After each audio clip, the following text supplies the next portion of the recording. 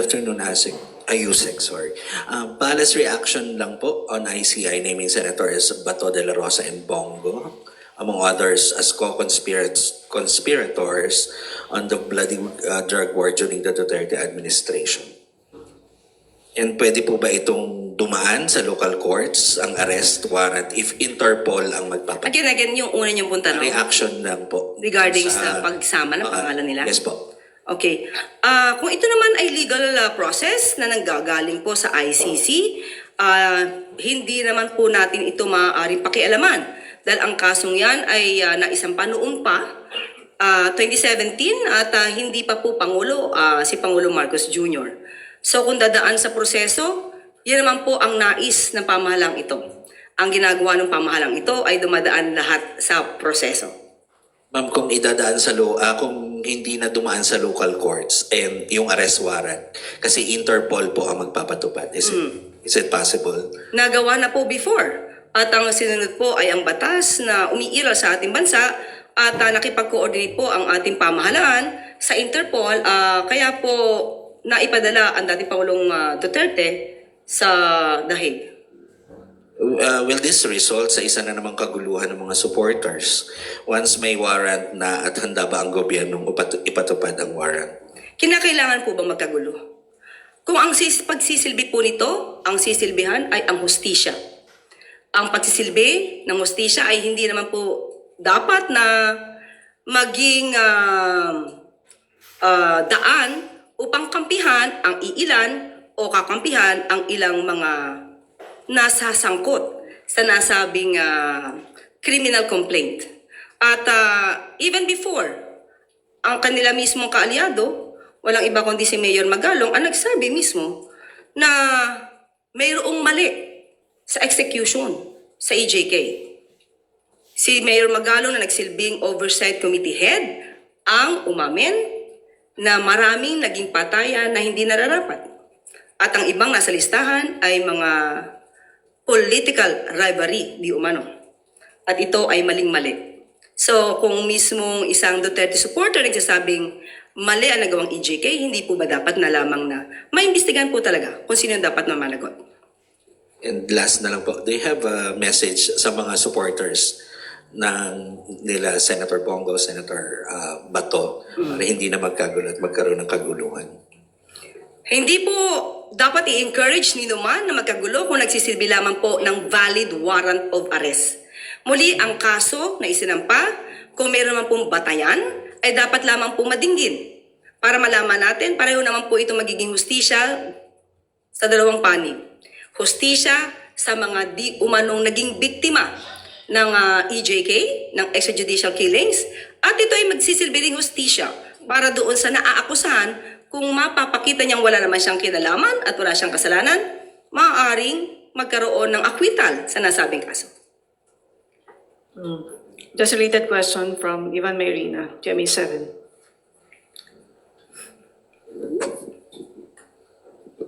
Yusek, good afternoon. Naninindigan po ba ang palasyo na walang jurisdiction ng ICC sa Pilipinas? Naninindigan ba ang Palasyo? na walang jurisdiction sa ang ICC sa Pilipinas sa ngayon? Pero iba po ang pinag-uusapan kung ang mga na-commit na di umanong crime ay naganap nung meron pang jurisdiction ng ICC. So, makikipagtulungan tayo sa Interpol but not with the ICC in the same way that we cooperated with the Interpol during the arrest of the former president. Ganun po mangyayari. Yun po ang nangyari before at yan din po ang mangyayari ngayon. Ma'am, what does the palace say to those current and former officials who may feel the need to go into hiding after being named as co-perpetrators of the crimes against humanity? Si Senador Bato po, matagal nang hindi lumulutang. Yung iba ho kaya, baka maisip nila na ganun din ang gawin nila. What do you have to say to them? Unang-una, kung kayo magtatago, ano bang ibig sabihin yan? Kayo ba'y may kasalanan? Tinatago nyo para hindi po kayo madinig at ma-escape kayo or ma-evade the liability of what you had done. So hindi po kinakailangan magtago kung alam po nila na sila'y walang kasalanan, humarap sila at maging matapang sa mga maaaring proseso. Ma'am, panghuli, ano ho ang magiging tingin ng gobyerno, ng Estado, sa 8 pinangalanan? Sila Ah, po ba ay mas babantayan? Sila po ba ay tututukan ng kanilang whereabouts? Such that if an arrest warrant is issued against them, ay i-implement natin. kapag ka may warrant of arrest na na-issue na po, kailangan i-implement. So kung babantayan sila, sa ngayon wala pa pong dahilan para sila ibantayan dahil wala pa pong nare-receive ang gobyerno ng warrants of arrest. Maraming salamat. Next question mula kay Tina Maralit na Manila Times. Good afternoon, Yusek. In relation po sa unang napag-usapan, ano po ang reaksyon ng palasyo sa sinabi ng PDP Laban over the weekend that the Marcos admin is quote-unquote enabling such derogation of our sovereignty and attempting to divert attention from the massive corruption scandal kaya naisama sila Senator De La Rosa and Senator Go as co-perpetrators in Duterte's ICC case? Unang-una po, bakit naman sasabihin na nagda-divert na naman ang attention? Hindi ito diversion dahil matagal na po ang kasong ito na nakasampa sa ICC. Hindi pa nga po Pangulo, si Pangulong Marcos Jr. ay naisampa na ito. So hindi po dapat ipahid sa ating Pangulo at sa gobyernong ito kung nagkaroon man po ng findings patungkol dyan ang ICC dahil wala naman pong impluensya ang ating gobyerno sa International Criminal Court.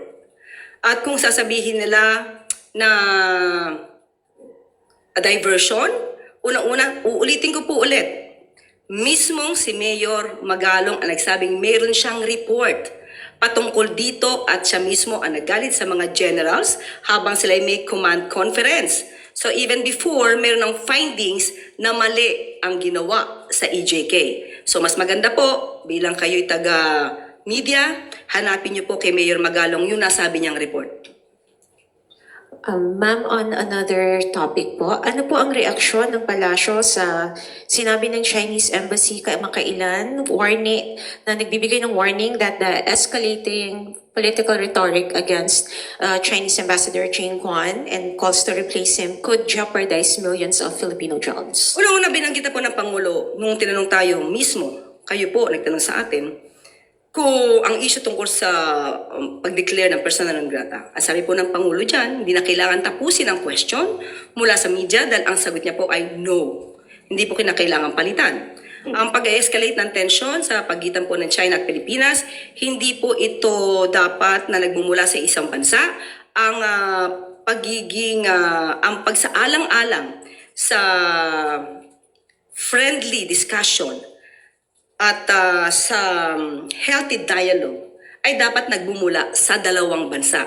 Hindi lamang mula sa Pilipinas, hindi lamang mula sa China. Dapat ito po ay dalawang bansa ang nagpupursige para magkaroon po ng mutual respect sa bawat isa. Sunod na tanong mula kay Chloe Yufana, Business World. Good afternoon, Yusek. Is the President open to removing VAT exemptions for seniors and private schools as urged by the OECD to strengthen revenues? Has he discussed the recommendation with his economic team? Ngayon, Ms. Chloe, wala pa po na pag-usapan na itanong ko po mismo ang Office of the Executive Secretary at hinahanap ko rin po sa ngayon ang katugunan ng Secretary of Finance. Sa ngayon wala pa po na pag-uusapan. Kung meron pong detalye patungkol dito ay ipapaabot agad po namin sa inyo. Thank you po. Sunod na tanong mula kay Ann Soberano, Bombo Radyo. Yusek, good afternoon. Yusek, bukod sa anti-political dynasty bill, may ilang mga mambabatas din ang nagsusulong ng charter change. So ano po ang posisyon ng Pangulo sa charter change at bukas po ba siya sa political amendments o limitado lamang sa economic provisions? Sa ngayon po, hindi po yan napag-uusapan sa anumang pagpupulong. Hindi po nabibigyan ng pansin kung ano man po ang suwestyon patungkol sa charter change sa ngayon. So kung mailalatag po nila malamang kung ano po ang nilalaman dito, saka pa lamang po ito bibigyan ng pagkonsidera ng Pangulo. Pero sa ngayon, wala po talaga na pag-uusapan tungkol dyan. Ma'am, sakali pong magkaroon ng plebisito, susuportahan po ba ito ng administrasyon? Depende po sa nilalaman ng charter change. Sa ngayon po, muli, wala po na pag-uusapan tungkol dyan. Salamat, ma'am. Sunod na tanong mula kay Maricel Halili, TV5. Good afternoon, Yusek. Quick lang po. What does the palace think about the proposal of the Department of Education to implement trimester on the next school year? Ito'y proposal pa lamang po at inilalahad nila ang maaaring advantage ng pagkakaroon ng trimester ng DepEd, na isinusulong ng DepEd.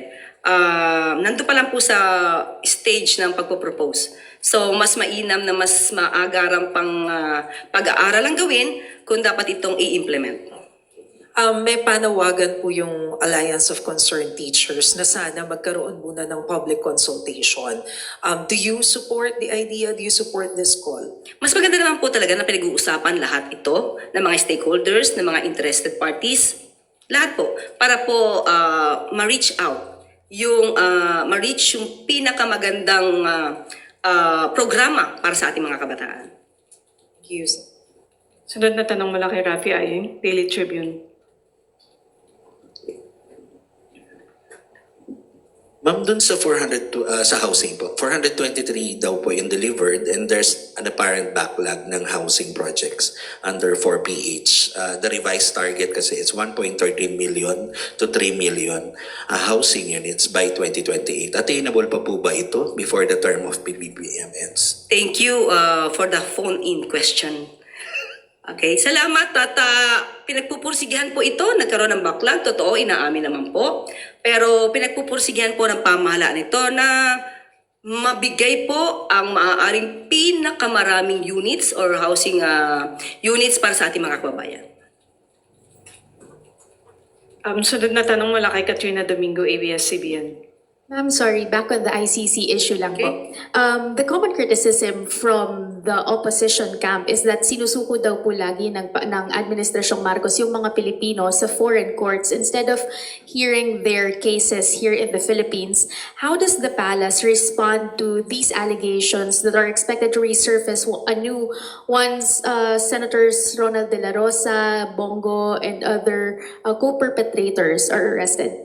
Malamang yan po ang kanilang sasabihin. Pero tandaan natin, ano ba nangyari doon dating sa panahon ni dating Pangulong Duterte? Maraming bang nakasuhan ng mga general? Kaya nga po sinasabi ko sa inyo, ang records mismo, di umano, naggawa ng report si Mayor Magalong tungkol sa mga maanumalyang pagpapatay.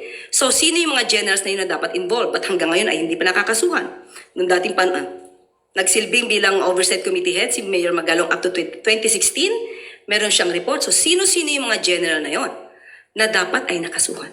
Hindi ba dapat noon pa? Ma'am, just to challenge that point, that happened during the Duterte administration when the former president was still in power. But now that Marcos Jr. is in power, can the Philippine justice system not be able to try these alleged co-perpetrators here in the Philippines now that a different president is in power?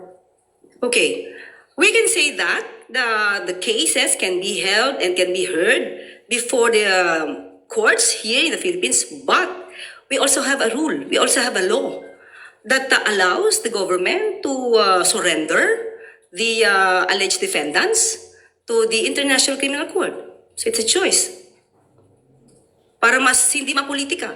Hindi ba mas maganda kung korte na hindi naiimpluwensyahan at hindi masasabing namumulitika ang siyang didinig para walang masabi, manalo man ang dating Pangulong Duterte, walang masasabi. Matalo man ang dating Pangulong Duterte at kanyang mga co-perpetrators, walang masasabi ang Pilipino. Dahil neutral yun. Hindi po maaaring impluwensyahan. Ma'am, last from my end, ito pong debate on whether or not dapat isuko sila overseas or here stems from the fact na the Philippines withdrew from the ICC, from the Rome Statute during the time of former President Duterte. With this, to settle this confusion nowadays, does the Marcos administration consider to rejoin the ICC? I know this question has been already raised in previous years, but with the current predicament, is there a form of reconsideration from the president? The president has not talked about that. He has not discussed that matter with all of us. None as of the moment. Next question from Ace Romero, Philippine Star. Tanong ko lang regarding ulit sa ICC, Yusek. Although nabanggit nyo kanina, tinanong na yung kung bahagi tayo ng kung may jurisdiction pa yung ICC sa Pilipinas. The PDP Laban also decried what it called the derogation of sovereignty daw under the Marcos admin. as part of its statement. What do you say to that? Yun talaga po ang kanilang magiging mensahe. Dahil yun ang gusto nila iparating sa taong bayan. But still, sabi nga natin, sumusunod tayo sa sarili nating batas at nakikipag-cooperate din po tayo sa Interpol. Because if I remember right, may nabanggit si dating former Executive Secretary Lucas Bersamin dati na hindi automatic na kapag nagkaroon ng arrest warrant against Senator De La Rosa, automatic mapupunta siya sa ICC. Ganun pa rin ba yung stance ng Malacanang? Dalawa po eh. Dalawa po ang opinion dyan. May opinion po ang DOJ at may opinion po ang dating ES, Lucas Bersamin. So, tingnan po na lang natin kung nandiyan na po ang warrants of arrest, let us see kung ano po ang susundin na patakaran. So wala pa pong stance about that. Hindi pa, I mean, hindi necessarily yung dating view ni ES Bersamin, yun na yung view automatic ng palasyo. Yes, hindi yun ang maaaring pananaw ng palasyo. Okay po. Wala nang tanong mula sa MTC, balik sa iyo, Yusek Claire.